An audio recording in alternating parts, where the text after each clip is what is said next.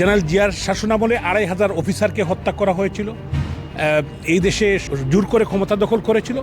যারা ১৯৭১ বিশ্বাস করে না, যারা বাংলাদেশে বিশ্বাস করে না, পতাকায় বিশ্বাস করে না, মানচিত্রে বিশ্বাস করে না, তাদের কারসাজিতে বর্তমান যে সরকার প্রধান তারেক রহমান, যদিও এই সরকারের হানিমুন পিরিয়ড, তারা আজকে হামে বাচ্চারা মারা যাচ্ছে, তারা আজকে নাটক করছে।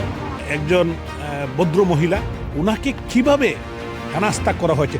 এই সরকার এবং সরকার প্রধান যে ফেসিবাদী কায়দায় তারা এগুচ্ছে, এটার একটি প্রমাণ।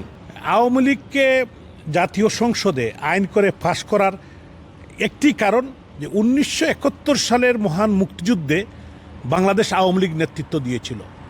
যারা ১৯৭১ বিশ্বাস করে না, যারা বাংলাদেশে বিশ্বাস করে না, পতাকায় বিশ্বাস করে না, মানচিত্রে বিশ্বাস করে না, তাদের কারসাজিতে বর্তমান যে সরকার প্রধান তারেক রহমান আজকে যে কাজটি তারা করলেন, এইটা বাংলার মানুষ ভুলবে না। কারণ ওনার স্বরাষ্ট্রমন্ত্রী যিনি উপস্থাপন করেন সালাউদ্দিন আহমদ, উনি বলেছেন যে জাতির সামনে উনি উপস্থাপন করতে চান। তবে এই উপস্থাপনা জাতি কোনোদিন ভুলবে না জনাব সালাউদ্দিন আহমদ। কারণ আওয়ামী লীগের মতো প্রায় ৭০% যে দলের সাপোর্টার এখনও, তাকে আপনি রাজনীতিকে বাদ দিয়ে, তাকে আপনি সংসদে আইন করে বাদ দিয়ে, কোথাকার ডেমোক্রেসি বা গণতন্ত্র কোথায়? এরা যে ফেসিবাদী কায়দায়, এই সরকার এবং সরকার প্রধান যে ফেসিবাদী কায়দায় তারা এগুচ্ছে, এটার একটি প্রমাণ। গতকাল দেখেছেন মহান জাতীয় সংসদের সাবেক স্পিকার, অত্যন্ত একজন গুণী মানুষ, যিনি ওনার প্রত্যেকটি পরীক্ষায় ফার্স্ট হয়েছেন, একজন সজ্জন একজন ভদ্র মহিলা, ওনাকে কিভাবে হেনাস্তা করা হয়েছে। যে দেশের 51% উইমেন ভোটার বা আমাদের মা বোনেরা, সেই দেশে আজকে এরকম একটি ন্যাক্কারজনক অনৈতিক মিথ্যা মামলা দিয়ে ওনাকে যেভাবে হেনাস্তা করা হয়েছে, আমি বিশ্বাস করি এটার একটা শেষ সুরাহা হবে। কারণ এদেশের মানুষ কোনো সময় এরকম কোনো কার্যক্রম গ্রহণ করবে না। যদিও এই সরকারের হানিমুন পিরিয়ড, তারা আজকে হামে বাচ্চারা মারা যাচ্ছে, তারা আজকে নাটক করছে। আজকে ল অ্যান্ড অর্ডার সিচুয়েশন বলতে কোনো কিছু নাই বাংলাদেশে। ছিনতাই, রাহাজানি, লুট, economic condition very bad, industry বন্ধ হয়ে যাচ্ছে।